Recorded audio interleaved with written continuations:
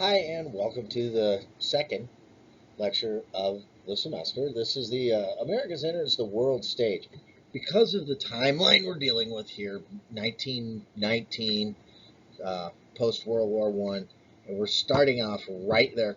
We need to set up exactly what we're looking at. And as we know, the United States entered the First World War in April of 1917.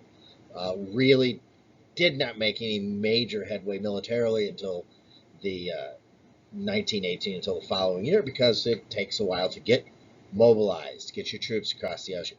But we need to understand what a point this was. This is where America steps into the world stage. And it's really important that we understand the international scene as we get into the national scene. And I'm going to cover this in two different lectures. One is a European side, where we're dealing with the First World War and its aftermath. And then the next lecture would be on the Japanese section, the Asian section, how we deal with Japan, because this is going to be something that internally inside the United States we're going to have to deal with. The first thing we need to discuss are Wilson's 14 points, and I'm going to want you to know these. We're going to dig into this as we go. Every time that we start a chapter or we start a new set of learning objectives, we're going to have to start with the international scene, and then we shrink it down into the national scene, the local scene, regional, social, and I do a lot of work on intellectual and business and transportation. There will be quite a bit about immigration as well. So let's see the international scene. Uh, Wilson chooses these 14 points, and you can see them all there. You, like I said, know these. This was all outlined on a speech in 1918 on war and peace aims. And one of the things that he wanted was to create this association of nations. It was the keystone to his 14 points. It was meant to be some way for the nations of the world to resolve problems prior to going to shooting wars. Because up until the First World War started in 1914, Europe was pretty war free after the Napoleonic Wars. The Treaty of Vienna was a wonderful treaty. It assured Belgian neutrality up until the Germans decided that it didn't matter to start the war on the Western Front and invade Belgium. But it was a good document. There were a couple of regional wars, but nothing to the extent of the Napoleonic Wars until First World War, which was an Armageddon all of its own. Now, we have to understand that the nations involved will not be uh, friendly to each other, because some people felt they didn't get enough at the Treaty of Versailles, nations like Italy and Japan. And then you have the two larger nations, Great Britain and France. France wanted to punish the Germans. They tore up a lot of France, and the Germans were held responsible for this. You'll hear people talk about the Germans are responsible, they should have to pay for the war. In reality, the Austrians were the ones who started shooting, but they were backed by the Germans. So it, it, it makes sense to affix guilt to the Germans, but it's a bad idea. And we'll discuss that more every time we hit this international thing, because we have to keep an eye on what's going on in Germany. Now, the first thing is Germany hears of these 14 points, and members of the Kaiser staff make approaches to the Allies about armistice talk. Armistice and a peace treaty are completely different. An armistice means that we're going to stop shooting, and we will work on a series of answers to these questions of peace and how we're going to determine this peace. Uh, One of the things that we have to remember is Germany has already settled with the now Soviet Union in 1919. The Soviet Union is currently, at this time, at war with all of the border nations and within itself of its own counter revolution of replacing the Mensheviks and the Kamensky government. So, or Kerensky government, pardon me. And they're not involved in this. So they give up these enormous swaths of land in the Treaty of Brest-Litovsk, which Germany felt they would be able to keep because that was a treaty which should stand made prior and without the Allies. This is going to be a problem in about 25 years from this date. The 14th point, and this is the League of Nations or the Société des Nations. The 14th point is a general association of nations must be formed under specific covenants for the purposes of affording mutual guarantees of political independence to great and small states alike. Everybody will be equal under this enormous governing body. Sounds great. It would have worked. But do we have a reason why Mr. Wilson, President Wilson, would take this advantage? Well, Wilson has a background. He has a very, very strong background in history. He was a historian. And as a historian of that period, he would have had to have read Immanuel Kant, because you're looking at a man that went to school and got his master's and PhDs at a time, 100 years after Kant. And this was the big thing, was Kant, and then you have Hegel, and then you have Marx and Schopenhauer. Those are the men I predominantly study in philosophy. And he had this wonderful work called The Perpetual Peace. It's a philosophical sketch. And you need to go look that up and take a look at it, because a lot of those things are still questions that we have today of how we can assure world peace. So this is not a new idea. The Geneva Convention of 1910 had also brought up this idea of an organization of world leaders who could decide how border disputes, trade disputes, economic problems, environmental problems, how these things can be handled. Then you have Teddy Roosevelt and his idea of a League of Peace. Now, all of this, it's a great idea and it's a wonderful thing, but it has to work, and there's only one way that it can work, and that is with the addition of the United States. Remember, Italy and Japan are both didn't get much from the table of the negotiations from the Versailles Treaty. Britain and France are the larger world empire powers, and Britain is the only empire that lasts through the war. All the other empires are gone. Austrian Empire, Russian Empire, all gone. So you have these enormous new nations that were created in the East, and you have absolute chaos over there. So there's really nothing outside of Germany, and then the new Polish state, and then the Soviet Union. So Poland's in chaos. Czechoslovakia is in chaos. Hungary's in chaos. Austria is still in chaos. They've had their empire. And you have the burgeoning state of Greater Slavia, or Yugoslavia, which is an expanded Serbia. Now, all of these guys are not going to get along. And this is not an international class or a European class, so we're not going to cover this very. Remember, there's a lot of chaos in the East. The League of Nations is designed to keep peace, not to defend nations. They do not have a standing army. They can't. All they can do is hope for sanctions and wish for sanctions. And now, here's your major powers after the war. You've got Britain. They have the largest of the empires left. They have colonies in Africa, Asia, Australia, which is an entire continent unto itself, and India, which is large enough to be a continent. France still has its empire. It's not as large. It's in Africa and Asia. Italy is not a great power anymore. They're a large power, but not a great power. They didn't gain in the Treaty of Versailles. They were hoping to get more of the German colonies, but they did not. And they got a few little pittances, and thank you for coming, and some expanded territory which is basically mountains and ice, from the Austrians. The United States had inherited an accidental empire after the Spanish-American War.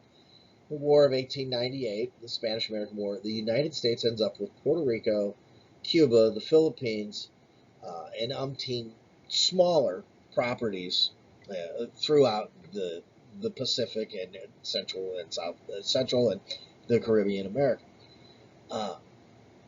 But they joined the war late, They didn't have a large loss of life, but they were the tipping of the scale because they had fresh men, fresh material.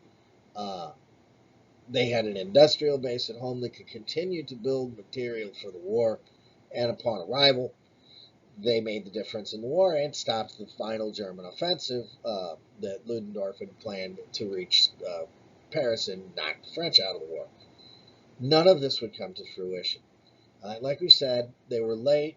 We've got the Soviet Union and Eastern Europe. Both of these, this is absolute chaos over there. And it's important because not only is this area in chaos, but in the 1920s, immigration would be severely limited from the Eastern and Southern Europe, and it would swing back to we are taking only immigrants from Western Europe predominantly. Now, the Eastern Europeans, this would include your Slavs, your Russians. The southern part would include your Serbs, your Greeks, your Syro-Lebanese. We could throw in this group, and your Italians and your Sicilian Italians. All of these people would be coming to America in the late 19th century, but they would have these numbers severely cut in 1920. We have enough of the Eastern Europeans. And when we speak of Eastern Europe, we have to speak of the large number of Jews in the Pale of Settlement who would come to America. Now, Wilson had a really good idea, but it was destined to fail. At this time, the Senate was controlled by Republican Henry Cabot Lodge, and him and Wilson were not great friends. Both were historians. Lodge was an American Republican. He was a statesman from Massachusetts. He's primarily known for the Lodge Bill of 1890, among other international bills that he would sign on with, which would have protected the African American voting rights, which the Democratic Party had spent since the end of Reconstruction, about 1870, to whittling away the rights of African Americans to vote in America, in American elections. They would do this through taxes, literacy tests, property right ownerships, white, the white caucuses and white primaries. And we'll get into this when we start talking about the internal affairs of the United States after we handle what's going on in Asia. But they also wanted to have federal election control, and we know nobody wants complete federal control of anything, particularly something that the states have been written to handle themselves. So the bill doesn't make it so no matter how much they wanted to protect the vote, they were not willing to allow the Fed to have total control of the vote, because then you're entering into a violation of the Constitution. The League of Nations was defeated in the United States Congress primarily because of Article 10 of the League of Nations, which required the United States to respect the territorial integrity of member states. Lodge remembered Washington and his foreign entanglement speech. Now, George Washington did not want the United States involved in any of this kind of stuff. So what he did is stay out of foreign entanglements. And the best way to do that is try to sign as few treaties where you can be a responsible party as possible. The United States had done a very good job of this for the first 150 years of its 125 years of its existence. But Wilson also did not send a Republican, not one, to the Paris Peace Conference where they would have some input on what's going to happen. So when Lodge got a chance, he sabotaged the League Covenant by declaring the United States exempt from Title IX. And they added a bunch of other special things to try to get it through the House and the Senate, and none of that would pass. So it died in Congress, and part of what they were doing is the problem of Versailles, and it's very unjust reparations. Paying for the damage of a war and taking on war guilt, this is a new concept. So they didn't actually... The United States, many of the people think this is kind of crazy to charge someone for this action. Now, this decision is really important, and when they reject the League of Nations, it really throws the whole end of the war off.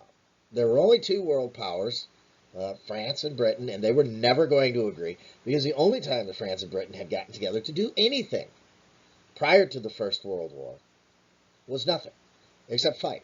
They've been fighting for 1,500 years over in Europe. So those guys are never going to have the same idea. Germany was punished so severely, and because of this, the U.S. was not bound by the treaty. So to pay the reparations, the U.S. banks would loan Germany money to pay the reparations, and because of this, Germany would now be indebted to the United States banks. So you see how this is starting to get kind of. We know what's going to happen at the end of the 1920s. We're going to have the Wall Street's going to fall, and they're sitting there and they're paying these reparations, which they shouldn't have to pay. Certainly, they also gave up territorial concessions as well and a reduced army. Horrible ideas. If you want to know where the next war is going to be, hand out a treaty like this.